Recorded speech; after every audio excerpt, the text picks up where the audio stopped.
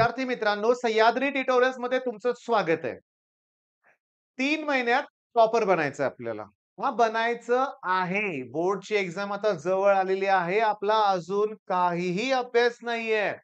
सुरुवात करायची आहे. चुका झाल्या असतील, काही चुकलं असेल आपलं, बाजूला ठेवा आणि तुम्हाला मी जी स्ट्रॅटेजी देतोय ती फॉलो करा. YouTubeवर आपण गेले 5 वर्ष आपण स्ट्रॅटेजी देतोय. इम्पोर्टंट क्वेशन देतोय, मोटिव्हेशनचे व्हिडिओ आहेत, पण त्याचबरोबर आपण जवळ-जवळ 2000 टोटल व्हिडिओ आहेत.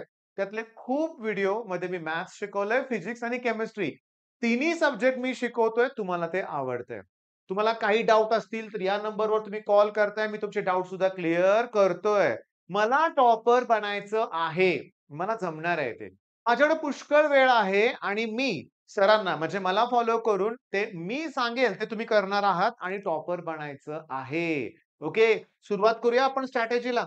सगळ्यात महत्वाचं टाइम स्लॉट स्ट्रॅटेजी. हे मी मुलांना सांगतो ऑफलाईनमध्ये. गंमत बघा, की 2 लेक्चरमध्ये समजा 15 मिनिटाचा गॅप आहे. मी वॉशरूम ब्रेक घेऊन आला, तरी 10 मिनिटं शिल्लक राहिलेत. मग तो जो 10 मिनिटाचा जो काही टाइम स्लॉट आहे ना, तो तुम्ही अभ्यासामध्ये कन्व्हर्ट करा. म्हणजे दिवसभरात तुम्हाला असे 5 मिनिटाचा स्लॉट मिळेल. 10 ते 15 मिनिटाचा वेळ मिळेल, अर्धा तास, 1 तास, 2 ते 3 तास तुमचे दिवसभराचे स्लॉट्स तयार पाहिजेत. रात्री झोपताना विचार करा, की आपल्याकडं उद्या कसा वेळ अवेलेबल आहे. त्यात रेस्ट सगळ्या गोष्टी इन्क्लूड केल्या. जेवायचंय, आपल्याला रेस्ट घ्यायची आहे, लेक्चर अटेंड करायचे आहेत. हे सगळं सोडून वेळ असतो आपल्याकडं. चला असं स्लॉट्समध्ये कन्व्हर्ट करा. ओके. मी तुम्हाला सांगतो, इतकं आपल्याला जबरदस्त फरक पडतो या मेथडचा. वेळ वाया जातच नाही ना. 10 मिनिटं आहेत ना माझ्याकडं, मग 5 मिनिटात मी काय करतोय समजून घ्या. मग या 5 मिनिटात ना मी कुठला पण एक फिजिक्सचा टॉपिक घेईन आणि त्याचे सगळे फॉर्म्युले एकदा रिवाईज करून टाकेन. माझ्याकडे नोट्स असतील ना सगळ्या, त्या नोट्समध्ये कुठलाही एक टॉपिक मी रिव्हिजन होऊ शकते ना. एखादी नेम रिएक्शन त्याची प्रॉपर रिव्हिजन होऊ शकते केवळ 5 मिनिटात. बघायचंय तुम्हाला? सांगतो. Williamson synthesis. सांगा प्रॉडक्ट काय तयार होतं त्याच्यात? इथर. अल्किल हलाइडची रिएक्शन कोणावर होते? सोडियम अल्कॉक्साइड बरोबर होते. जो अल्किल हलाइड असतो ना, तो मला सांगा तो प्रायमरी, सेकंडरी का टर्शियरी पाहिजे? तो प्रायमरीच पाहिजे लक्षात घ्या किंवा this reaction take place according to SN2 reaction mechanism. पण जो सोडियम अल्कॉक्साइड असतो त्यातला जो अल्किल ग्रुप तो टर्शियरी चालेल. पुस्तक काढा. 5 मिनिटात रिवाईज होऊ शकतो एखादी नेम रिएक्शन. मग तुमच्या 5 मिनिटाच्या स्लॉटमध्ये तुम्ही ठरवा काय-काय करायचंय ते. किंवा तुम्हाला इमिडिएटली ठरवता आलं पाहिजे, की मी काय करणार. 10 ते 15 मिनिटं. 10 ते 15 मिनिटामध्ये ना कुठलीतरी एखादी एक्सरसाइज रिवाईज होईल. मी तुम्हाला सांगू का 10 ते 15 मिनिटामध्ये वेक्टरचा एक व्हिडिओ तुम्ही बघू शकता आपल्या चॅनलवरचा. एका व्हिडिओमध्ये तुमचे 2 ते 3 थेरम मी कंप्लीट करतोय आणि मी तुम्हाला सांगू का, तर मला भेटायला एक मुलगा आला होता वाईवरून हां. नाव नाही सांगत त्याचं जाऊ दे. त्याला मी ना section formula for internal division आणि सेक्शन फॉर्म्युला फॉर एक्सटर्नल डिव्हिजनचं प्रूफ विचारलं. नाही आलं त्याला. मग मी त्याला मोबाईल दिला आणि म्हणलं, "माझा व्हिडिओ बघ." वेक्टरचा पहिला व्हिडिओ 2 थेरम मी त्यात घेतलेत. 10 मिनिटाच्या आत त्याचा व्हिडिओ बघून झाला आणि त्याला ते थेरम समजले, क्लिअर झाले. हुशार तर तो होताच. म्हणजे आपल्या व्हिडिओमध्ये आपण अतिशय सिंपल मेथडमध्ये सगळं शिकवतोय. ओके. मग 10 मिनिटाच्या स्लॉटमध्ये थेरम होऊ शकतात तुमचे. अर्धा तास, 1 तास, 2 ते 3 तास, 2 ते 3 तास म्हणजे टॉपिक केला पाहिजे की नाही? पण थांबा, इथं पण आता टाईम स्लॉट स्ट्रॅटेजी तुम्ही आजपासून फॉलो करणार आहे. करा टाईम स्लॉट्स, ते युटिलाइज करा. Okay. Next divide topic in sections. हा काय प्रकार आहे? मी तुम्हाला सांगतो. कुठल्याही टॉपिकमध्ये थोडेफार हार्ड क्वेश्चन असतातच. त्याच्यानंतर ओके, मीडियम लेव्हलचे क्वेश्चन असतात आणि काही क्वेशन्स हे एकदम ईझी असतात. मग आपण टॉपिकची तयारी कशी करतो माहितीये का? हे करतच नाही. हे करतच नाही आपण. ओके. हे करतच नाही. सोडून देतो. ऑप्शनला ठेवतो. मग एक्झाममध्ये या कन्सेप्टवर एखादा प्रश्न आला तर टॉपिकचं वेटेज संपलं सगळं मग. असं होतं. मग ही मोठी चूक आहे. तुम्ही काय करा, की तुमच्या टॉपिकला सेक्शन्समध्ये डिव्हाईड करा. ओके. प्रत्येक सेक्शनला वेळ द्या. हे जे आहेत ना, ईझी आहे ना, ह्याला आपण ए म्हणूया, आपण वाटल्यास ह्याला बी म्हणूया आणि ह्याला सी म्हणूया.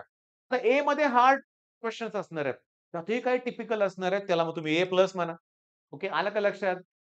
ईझीमध्ये काय येतं माहितीये का? लॉज, डेफिनिशन, डिस्टिंग्विश की जे सगळी मुलं करतात. ते पण करायचंय ना परफेक्ट. म्हणजे तुम्ही काय करताय, की टॉपिकला पण स्लॉट्समध्ये कन्व्हर्ट करताय.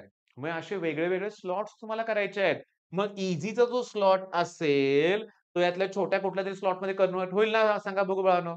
म्हणजे मला काय म्हणायचं आहे, की टॉपिकला सुद्धा कन्व्हर्ट करा. पण मी काय म्हणतोय, टॉपिक्स म्हणतो मी आता. म्हणजे जे काही धडे आहेत, त्या धड्यामध्ये पण आता फिजिक्समध्ये 16 टॉपिक आहेत.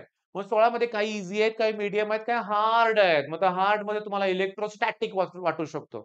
Magnetic effect of electric current वाटू शकतं. काहींना रोटेशनल डायनामिक्स सुद्धा अवघड वाटतो. पण बाळांनो, तुम्हाला मी सांगतो हे शेवटी तुमच्यावर डिपेंड आहे. ओके. आता सगळ्यात महत्त्वाचं ब्लॉक. आता ही कुठली स्ट्रॅटेजी आहे सांगतो. माझा एक फॉर्म्युला तुम्हाला क्लिअरली सांगतो. नीट लक्ष द्या. Concentration is inversely proportional to distraction. Concentration is inversely proportional to distraction. Distraction कमी करा, कॉन्सन्ट्रेशन इन्क्रीज होईल. डिस्ट्रॅक्शन वाढत असेल, कॉन्सन्ट्रेशन डिक्रीज होणार. हे डिस्ट्रॅक्शन जे काही गोष्टी तुम्हाला करतात त्याला ब्लॉक करा. मग तुमचे काही मित्र असतील, तुमचे रिलेटिव्हज असतील, मोबाईल फोन मधल्या रील्स, शॉर्ट्स बघणे प्रकार असेल, त्यांना ब्लॉक करा. त्यांना ब्लॉक केल्याशिवाय आपली प्रगती होणार नाही, हे लक्षात घ्या. मग तुम्ही ते गेम झोन किंवा बऱ्याचशा गोष्टी असतात. गेम झोन चुकून बोललो बरं का. गेम झोन ना एक 10-12 वर्षापूर्वीचा प्रकार होता बरं का. मोबाईलच्या अगोदरच्या काळात. म्हणजे मी तुम्हाला जस्ट एक्सप्लेन करतो बरं का. शाळा, कॉलेजेसच्या बाहेर ना असे गेम झोन असायचे. ओके. तिथे तासाला रेंट असायचा. ₹10 तास, ₹20 तास, ₹50 तास जसे काही असतील तसे. आणि त्याच्यात मुलांचे ग्रुपवर गेम खेळायचे. आता हे सगळं बंद झालं मोबाईलमुळं. ॲक्चुअली तुम्ही फ्री फायर सारखे तुम्ही घरात बसून पण तुम्ही एकदम ग्रुप तयार करून खेळू शकताय. बरोबर. पण त्यावेळेस तसं नव्हतं. त्यावेळची परिस्थिती इतकी बेकार होती ना, मुलं कॉलेजमध्ये जात नव्हती, पण या गेम झोनमध्ये असायचे. आणि गेम झोनमध्ये मुलं सांगतो, माझे अनुभव आहेत ते 2 मिनिटं सांगतो बरं का, लक्षात आलं, आठवलं म्हणून. ते गेम झोनवाले काय करायचे, की मुलांना उधारमध्ये खेळून द्यायचे. हां, आज तू हे कर, ठीक आहे. हां, 5-5, 6-6, 7-7 तास मुलं गेममध्ये दिवसभरातला वेळ घालवायचे. मग उधारी प्रचंड व्हायची आणि पुन्हा मग नको त्या गोष्टी. ह्या सगळ्या गोष्टी आता बंद झाल्यात. पण मोबाईलचं प्रमाण वाढलंय त्याचं काय? डिस्ट्रॅक्शन थोडं नाहीये, प्रचंड आहे डिस्ट्रॅक्शन. मग आता मी तुम्हाला सांगतो. आता तुम्हाला काय करायचंय माहितीये का? लक्षात घ्या, की तुम्ही स्वतःहून एक स्टडी प्लॅन तयार करा. सांगू का? मी बरेचसे YouTube चॅनल बघितले. छानपैकी त्यांनी टाईम टेबल तयार करून दिलंय. नाही फॉलो होत. नाही फॉलो होत रे. काही जण लक्षात घ्या वर्षभराचं टाईम टेबल तयार करून ठेवतात. या महिन्यात हा, ते महिन्यात हे. नाही. होत नाही. त्याचा तणाव येतो, दबाव येतो उलटं लक्षात घ्या. मी काय म्हणतोय, वेळ वाया घालवायचं नाही हे आपलं तत्व ठेवूया आपण. वेळ वाया घालवायचा नाही. दुसरी महत्त्वाची गोष्ट म्हणजे, की आपल्या चॅनलवरती, आपल्या सह्याद्री ट्युटोरियल या चॅनलवरती आय-एम-पी क्वेशन्स या वर्षीचे जवळ-जवळ 6-7 जे टॉपिक आहेत त्याचे मी अपलोड केलेत. करतच जाणार आहे. अगदी 10-15 दिवसात सगळेच टॉपिक करायचा माझा प्रयत्न राहील. पण सगळ्यात महत्त्वाचं बरं का, आय-एम-पी क्वेशन दिले तर सगळे करायचे हां. मी तुम्हाला सांगतो सगळे करायचे. ओके. आणि सगळ्यात महत्त्वाचं म्हणजे की नाही, की पेपरला न घाबरता सामोरं गेलं पाहिजे. घाबरलं की संपला लक्षात घ्या. भीती वाटते मुलांना, "होईल का? होईल का? ते होईल का?" अगोदरच भीती निर्माण करून जाताय तुम्ही. हे नको आहे आपल्याला. आलं का लक्षात? मग आता काय करूया आपण, की पहिली गोष्ट सांगितलेल्या सगळ्या गोष्टी तुम्ही फॉलो करण्याचा प्रयत्न करा आणि नेहमी डोक्यात ठेवा, हे शक्य आहे. हे शक्य आहे. हे शक्य आहे. फक्त ना, म्हणतो ना आपण, की आतून आलं पाहिजे तुमच्या, की हां, मला करायचंय. दुसऱ्यांचा काही उपयोग नाहीये. मी आता ऑफलाईन क्लासेस घेतो. पालक मला भेटायला येतात. ते सांगतात, की क्लासमधून मुलगा घरी आला, की त्याचं वाक्य असतं, "केला की दिवसभर अभ्यास. अजून किती करायचं? आता मी फोन घेणार." ओके. 2-2, 3-3 तास मोबाईलवर वेळ घालवतो. शेवटी ती आई म्हणते, "अरे अभ्यास कर, अभ्यास कर. परीक्षा जवळ आलेली आहे." नाही, केलाय की अभ्यास दिवसभर.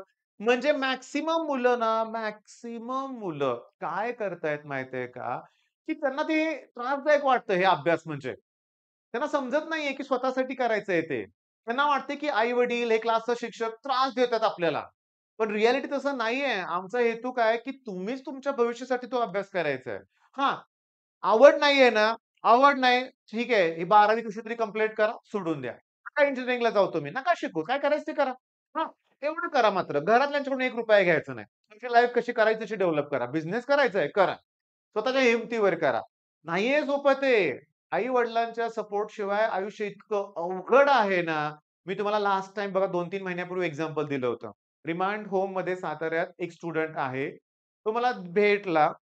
त्याची परिस्थिती मी तुम्हाला सांगितलेली. मी त्याला विचारलं, मला माहीत नव्हतं तो रिमांड होममध्ये राहतो म्हणून. मी त्याला विचारलं, "पप्पा काय करतात?" "वडील नाहीयेत." मग आई कसं काय करते?" "आई पण नाहीये." बहीण-भाऊ तेही नाहीयेत. नातेवाईकांनी सोडून दिलंय आणि सगळ्यात शॉकिंग म्हणजे दोन्ही हात पण नाहीयेत. तरी पण जगण्याची धडपड आहे सुरू. पण त्याचं आयुष्य बघितलं, तर मग आपल्याला कळालं पाहिजे, की आपण किती सुखी आहे.